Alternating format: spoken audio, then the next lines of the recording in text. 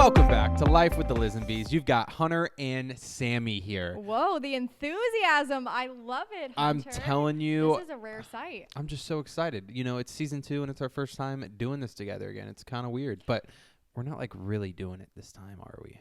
Well, we do have a special guest we're going to highlight. And just to give you guys a heads up of the episode and what we're talking about today, today's Father's Day, and we're dropping the episode the day after Father's Day. And so we felt like we wanted to drop an episode of my parents to honor my dad. His name is Adam. And my parents, Adam and Candice, they were guests on me and Hunter's Kid Proof Love Masterclass that we dropped a few months ago. And if you haven't heard about the Kid Proof Love Masterclass, let me just give you a crash course of like everything that Hunter and I released in that masterclass. And then also, guess what?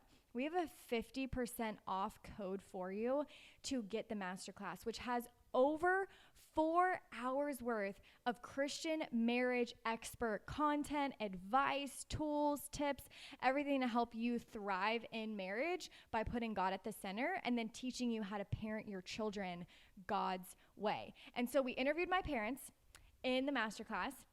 Their topic was overcoming the blame game, and we're going to air it for you guys here as just like a, valuable topic. Check it out. It's going to help your marriage. And then you can go listen to all like 10 other incredible episodes of the masterclass with the 50% off discount code that we're going to give you. The discount code is going to be KidProof at kidprooflove.com. So if you go to kidprooflove.com, you're going to see all of the speakers, what they talked about, all the value you're going to get, and then just put in the discount code KidProof into checkout, and it's going to take 50% off for you at kidprooflove.com. You can just click the link in the show notes here if you're listening on YouTube or podcast to go check it out. Hunter, any other things you want to share about the Kid Proof Love Masterclass before we go into the episode? I don't want to share too much because I don't want to, give away all the good stuff that's in there. No, but seriously, you guys are going to take away so much from the blame game that you're going to hear all about in this episode. And it's just a good little nugget of what the masterclass is all about and all of these little things that you can get from the masterclass of just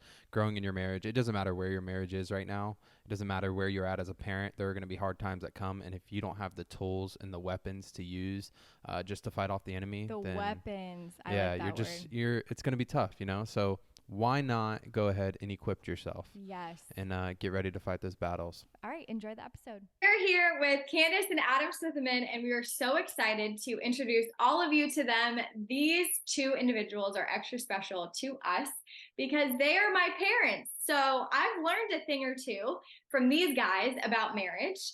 And they have really been an integral part in me and Hunter's marriage journey. My dad actually married Hunter and I 7 years ago, and they have just been super involved in our relationship since we started dating when we were in high school. And so their interview tonight is going to be super impactful. So Hunter, what's their topic about? So these are obviously my in-laws. They are awesome. And what they're going to be talking to us about tonight is overcoming the blame game, which I know for me and Sam, there's a lot of blaming in this marriage, especially when it comes to our kids and just our marriage in general. Yeah. So let us introduce them to all of you because we know everything about them for the most part. So let us tell you about Adam and Candice Smithyman. They have been married for 33 years. They've got 3 children and 4 grandchildren, and they both are the founding pastors of Freedom Destiny Church that they pastored for 15 years. They're now retired from that role specifically, but they also are both the president of Dream Mentors Transformational Life Coaching Institute, which is a biblical life coaching organization that teaches and trains educators and coaches in the specialty of life coaching. Adam specifically is traveling right now doing international ministry. He also has his own podcast, Manifest His Presence, which is on Spotify and Apple and all the places that you can get podcasts. And then Dr. Candice is a prophetic revivalist and healing minister. And she also is the host of Glory Road television broadcasts and Your Path to Destiny, which is on its Supernatural network. She is the author of 7 books. Is it now 8 or is it 7 still? No, it's 8 books. Yeah. 8 books. We're reading the 8th one right now. And she also writes for multiple online and print publications like Charisma, Elijah List, and Spirit Fuel. So they're a wealth of knowledge when it comes to marriage and parenting. So first question for you guys is tell us about your topic, overcoming the blame game, and your testimony of what led you to want to speak on this. Yeah. Okay. Well, hey, hi, everybody. And thank you, Hunter and Samantha. This is a great honor and privilege, and we are very grateful for this opportunity. So for me, I think I try to make things very simple, and it's at the beginning of the book, the beginning of the Bible in Genesis.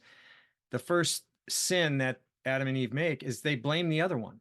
So I don't think it's very complicated that we still have issues with this within us and marriages today. So if you're out there, and you're like wondering about this and this, you seem like this is odd. This is not odd. This is normal. How we deal with it is the challenge. And that's, some of the things we want to point out. So Candice, do you want to? Yeah, I mean, blaming one another can literally just crush the relationship so fast. It crushes desire in the relationship. You don't want to be around each other. You want to flee as far and as fast as you can. And literally, that's what happened to Adam and Eve when Adam witnessed Eve eating the apple, and then he partook of some. Immediately in Genesis chapter 3, that's what they began to do, is they started blaming each other.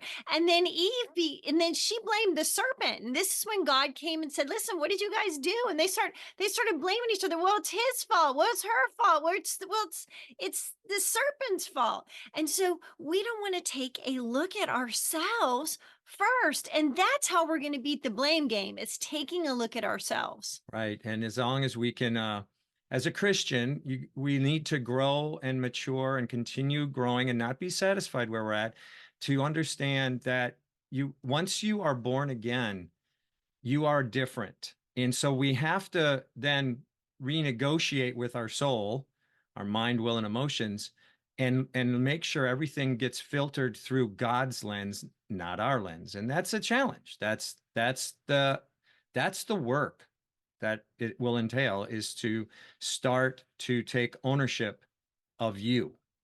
I love that. I mean, that kind of leads into our next question, which is, how can we as individuals start owning, our faults by moving forward in freedom and not being in this bondage of shame and blame? Well, yeah, that is a very like macro level question. And it's very so it's there's so many issues that pertain to this, but as individuals, we need to do something that I like to talk about a lot. Is you seriously have to look in the mirror and deal with that individual you see in the mirror instead of your spouse, and the individual that you see in the mirror is the issue. Matthew chapter 7, verse 35, I'm going to read this particular scripture. This is Jesus speaking, and he's talking to the people, and he says, listen, why do you look at the speck of sawdust in your brother's eye and pay no attention to the plank in your own eye? How can you say to your brother, let me take the speck out of your eye, when all the time there is a plank in your own eye? And then he actually says, you hypocrite, which doesn't sound very nice, but he says it. And he says, first take the plank out of your own eye, and then you will see clearly to remove the speck from your brother's eye. And I find that it's pretty amazing that Jesus is saying, listen, we, the blamers, are the ones with the plank. And he even calls the other person as the one with the speck. So what he's trying to show here is that the issues that we're having are more internal for ourselves. The way we see our world from our viewpoint means that we are the ones that are having issues, and we're placing them on other people, right? So who's got the plank? The issue is not that your brother's got the plank, it's that you've got the plank. They've got a speck. Take it out of your own eye through confession, through repentance, through saying, you know what, I'm not perfect in everything that I do.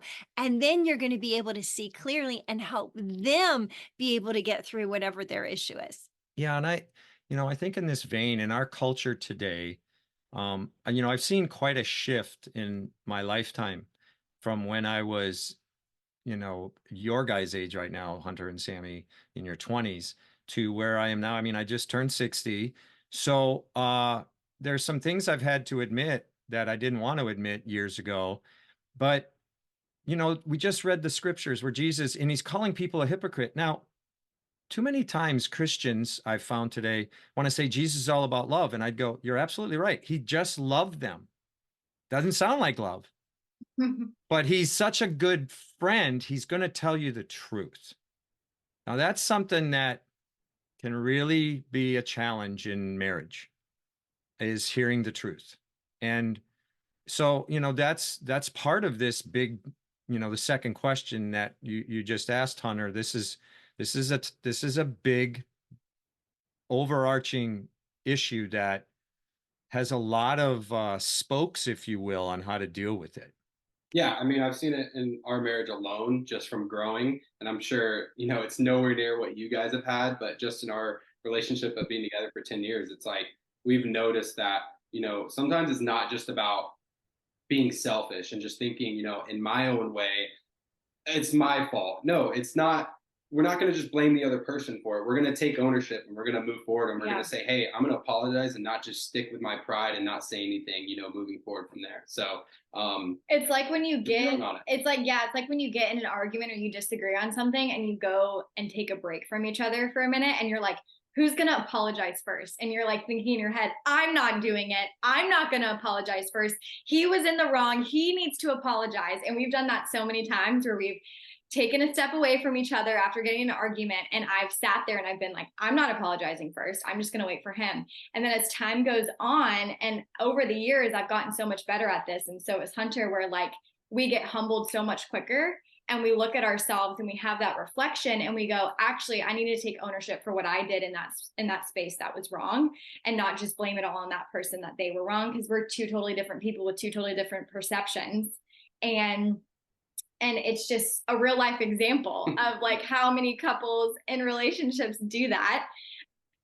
Which leads us to our third question, which is like, what would you say to the couple who keeps holding the past over one another and reminding them of their faults, blaming them still for past mistakes and not being able to let it go? Well, I would say you're the one in bondage, because the one that holds the other one in that place of it's always your fault or I'm not going to forgive you, it's that person that they're speaking to is not the one in bondage. The one in bondage is the one that can't be free because the person that they're with is doing things that they cannot live and adjust to. See, we need to learn to live our lives, whether or not our partner or other people around us are doing what they're supposed to be doing. And so when we're waiting for somebody to do something in order for us to get the freedom, we're really the ones that are in bondage. And so the faster that we come up with that understanding, the more we're going to be like, hey, I don't want to be in bondage. I see that problem on them, but I want to be free. So I'm going to extend grace and I'm going to extend love until they get to that place where they can be set free. And then ultimately they'll walk in it, but I'm not going to be held in bondage by it. Yeah. And, another perspective on what Candice shared is, sometimes individuals in relationships, in marriages, they will continue to do the same thing over and over that would be irritating to the other. And so another level of love is showing grace, but is also, pointing that out and like, reminding them like, hey, this isn't the 1st, the 5th, the 10th, the 30th. Some of these things you got to take ownership with. And like I've been telling you and asking you to, adjust this behavior, and they don't. So there's a little bit of, this is part of when you're developing in your relationship that is real. This is real. This isn't like made up stuff. There are things that go on in marriages that sometimes people just say that's it and they're done, but you got to keep pressing on. And this is a challenge. This is a great question. It's a challenge to continue to, because if you're a loving partner, you might not want to just look away while your partner is not doing things the way they should according to scripture. I do want to say this though. I am completely in agreement with what Adam is sharing here. I think prayer is a key aspect here. People are not going to move in any direction by being nagged. I mean, even the scriptures talk about the nagging wife, right? Okay. It's like dripping water. All right. So no one's going to move if someone's nagging them in that area of you need to change, you need to change. So this is where if you're so bothered by your partner's behavior, get into that place of prayer and begin to start speaking to the Lord, and he will reveal to you things about yourself that need to be changed first and foremost, okay, which may help out your partner to adjust. But then he will also do supernatural things where he'll begin to soften the heart of the partner. The partner's eyes will begin to open and they'll say, you know what? I haven't been doing things right and I really want to change. Can you help me change? Or can you pray for me so that I will change? So prayer is a key aspect in this process of learning how to overcome the blame game. Is that what you had to do for me? Did you? Yeah, it's so funny because I think in such small aspects of this, like take your shoes off when you come into the house, and I love the nagging wife part because I do bring that up to her a lot, unfortunately.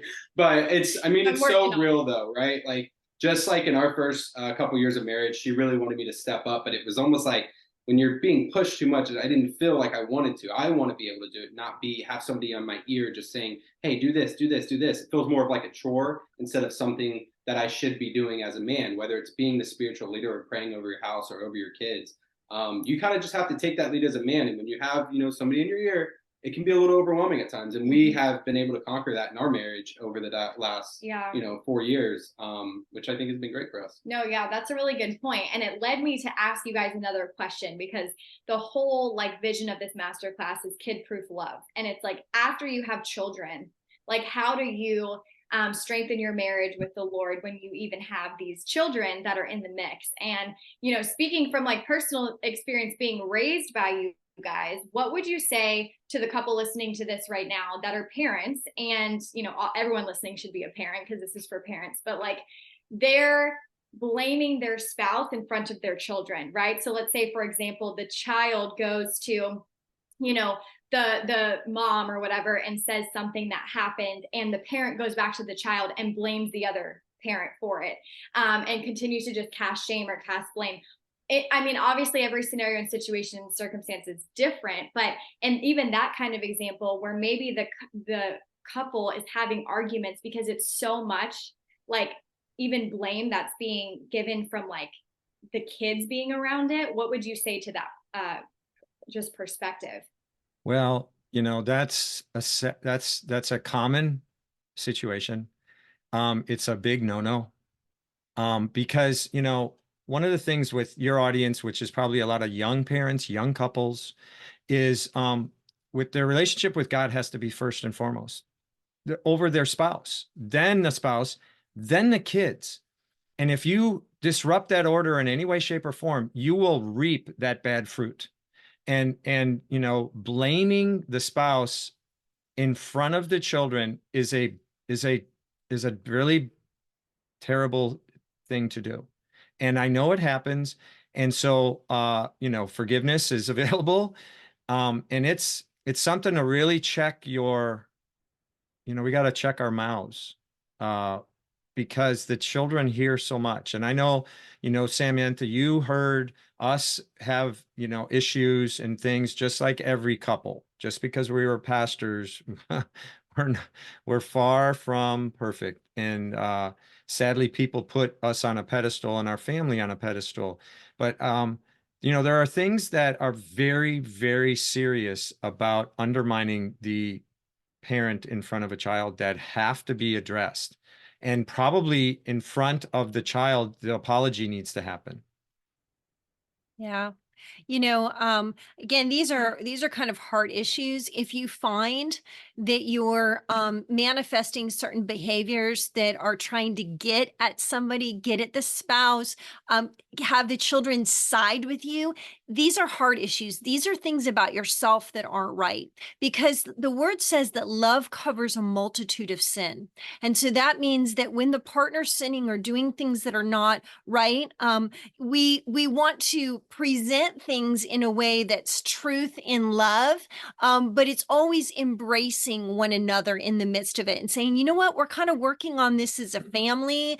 It's gentle words. It's how you speak it out of your mouth. If you do it with condemnation and with guilt and with malice, then you've overstepped your bounds, just like Adam was speaking about.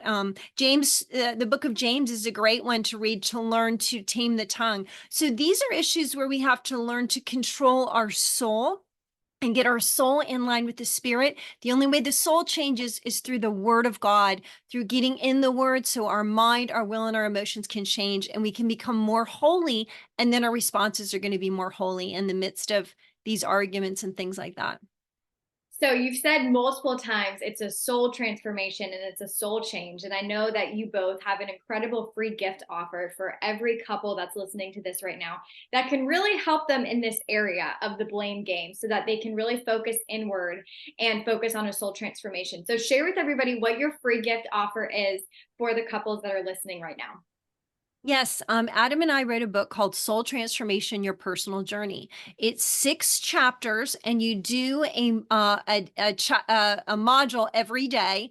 On those modules, then you'll complete a chapter. So there's 6 chapters. Well, we have a free offer where you're going to get our 3rd chapter, which is Staying Strong. There's a few days in that talks about temptation and how to overcome temptation. So you're going to get a PDF on that. And then you're also going to get a free MP3 file with the first teaching of week 1 of our Soul Transformation class, which you can find online at CandiceSmithyman.com, or you can go to dreammentors.org as well and sign up for the Soul Transformation class. The information's in the PDF, but that will be a really powerful word to help you begin to understand the processes of spirit, soul, and body, and how to tame that soul and therefore tame the blame. I love that. Last thing we need from everyone is to go down below, click the link, and you will get that free gift from Pastor Adam and Candice Smithyman. Yeah, we're excited to do the module, the chapter, the soul transformation together. And we want to encourage everyone to click the link below and you can go do it yourself as a couple. And we just want to thank you both for your wisdom, for your experience, for your knowledge, for being a part of this masterclass and just speaking encouragement and truth and real life experiences of what you've learned in your marriage into these couples and into these parents. So thank you for just spending some time with us and with everyone. And we will see all of the other couples in the next interview. Bye, everyone. Okay, well, that's the episode for today. What did you guys think about it? We would love your feedback. We would love comments, questions that you have. So send us an email at lifewithlizandbees@gmail.com or find us on Instagram at lifewithlizandbees. Tell us how this episode impacted you, what you learned, how it's going to better your marriage. And then, Hunter, what's the next step for them to do so they can get all the valuable Kid Proof Love Masterclass episodes? Actually, I'm not sure I even know what it is, Sam. Is it go to kidprooflove.com and then go enter in the coupon code? I guess it's like a coupon code, whatever you want to call it. It's a discount code. A discount code. Go over there, enter it, and then you guys can receive all 10 classes or 11 classes, I believe. Yeah. And it's just, again, there's just so much valuable information in there. And again, we want to hear from you guys. We need to hear from you. We need some topics. Yes, we do need more topics. Well, I think I have a good topic for our next one. I think it's going to be all about provision, protection, and acceptance. Ooh. And a nice little, I don't know, like an introduction into what we've learned over the last 6 months about just biblical life coaching and just living God's way. Yeah, because if you don't know now, Hunter is a Dream Mentors coach. He graduated Dream Mentors 101. She means her too, by the way, if you guys don't know. And I think have you already shared that expressed with it, them haven't you? multiple You times. have. Through the episodes, I've told them they can reach out to us if they need to connect with a biblical life coach. Hunter and I are really being obedient to the Lord and what next steps we have. So really excited for him being a graduate of the 101 class. He's going to go on to 201. And we're excited to share with you guys everything that we've learned so far about soul transformation. So we'll see you in the next episode. And thanks for being here with us today. All right. Later.